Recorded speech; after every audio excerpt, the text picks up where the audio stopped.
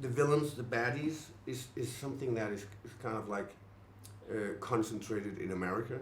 I don't think we ever made a film in Denmark where we have like villains. We have people who do bad things, but that the concept of a villain. So yeah, the first one was not a villain actually, but the second one was, and the third one, and so on. And I embrace it. I mean, I'm lucky that there's different genres, there's different frameworks of all the films I've been in, and so I get a chance to play some different villains. I mean, Hannibal is quite different from this character, Dr. Foller. I did a film a couple of years ago called Arctic. It was a small film, but I play a man who survives at the Arctic. So, not necessarily. If it comes my way, that will be fantastic. But I have a career back home in Denmark and in Europe as well, where I get a chance to play variations of real human beings. I always try to make my characters a hero of their own story, of their own world. He's a scientist. It's no secret that this is based loosely on a real-life person, Werner von Braun, who worked for NASA right after the war, and tons of people did that, and tons of people went to the Soviet Union as well, and everybody apparently decided to close their eyes and say that nothing happened in the past. So I look at him as a scientist who has a higher vision for the world, a better place. It can be a better place if only he had a chance. I don't focus too much on the Nazi thing. If we were doing a different kind of film and you would dive down in the darkness of what that ideology meant to the world, it would be a very different approach. This is obviously an Indiana Jones film, and they are there for a purpose. They're very easy to read. They're the bad guys for a reason. But then I'll put a hat on and pretend that he has he has a dream, he has a vision, and that's what I focus on. The membership of the party is kind of secondary. I don't think too much about like, oh, I've done one here, now I have to go back and do one or two and two. It's kind of, I'm a very lucky man. I get offers. Let's start there, because most actors don't work. So that's fantastic, and I get offers from different places in the world. It is my native tongue. Those are my stories. Those are my friends back home. So of course it's special, and I will always go back. But if there is nothing, or if there's things I'm offered are stuff I don't see myself in, I will say thanks, but no. But I've been very fortunate that I've been offered some great stuff back home. Yeah, we can definitely learn from each other. The scale is the most obvious thing that's different. I mean, I come into a set in Denmark, I say good morning to 10 people, and come into Indiana Jones, you say good morning to 300 people. So that is a huge difference, right? Having said that, you always want to make the situation intimate. Even in an Indiana Jones film, it's Harrison Ford, there's a ton of people, giant set pieces.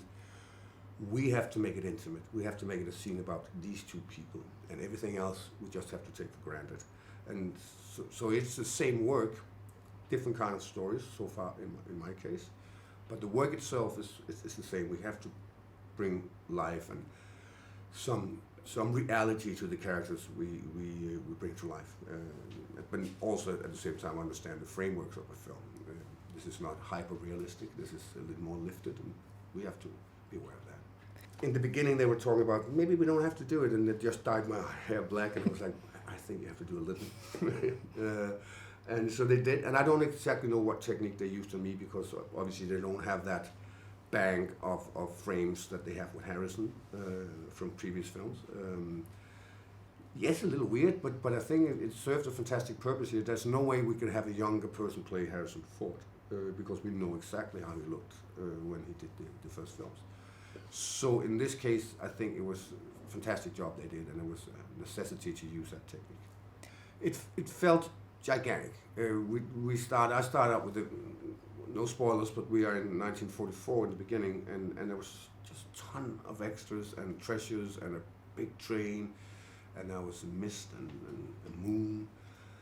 It was just enormous and fantastic. So there's no way around it. You are wearing a fanboy hat in the beginning, but you gotta leave it. You gotta throw it off and start doing what you're asked to do, which is bring life to this character, but pinching yourself a little. We wanted to be inspired a little by by the von Braun character, and there's obviously some very legendary other characters throughout history, especially the little guy with the glasses. We all love him. It takes a special kind of actor to pull that off. It's not everyone can do that, so we try to stay away from it. But that's the thing. What fascinates me about Genghis Khan is not because there's a ton of these people in history, but somehow he managed to pull off that people kind of lean back and go, "Oh, it was a cool period. They looked cool. They were cool." It's like, how did he manage that? Because he did kill a lot of people and raped a lot of people. So I say that more as a jokey thing, but it's also it's interesting to see who turns out after committing such atrocities to be not doomed as a complete bad person, which is very interesting. I'm wrapping up this press tour, and then this film is out, and we can't wait because that's what it's all about, obviously. And then I go straight to Budapest and start shooting a feature film with Brian Fuller, who was the showrunner of Hannibal. I did for 3 seasons, and this will be his first film, and it's as you probably would have guessed, it's a very beautiful but very crazy film. And it's called Dust Bunny. I don't think I can say anything yet, but it's kids, if we're lucky, kids can also watch it. Yeah, I love zombies. I don't know why. I grew up, I've watched zombie films since I was a kid, and it's always been fascinating. There's something interesting about an enemy that moves so slow that you can actually picture yourself in that universe and get away from them and still get the thrill of being chased. Except for the World War Z, where they're fast zombies. I don't like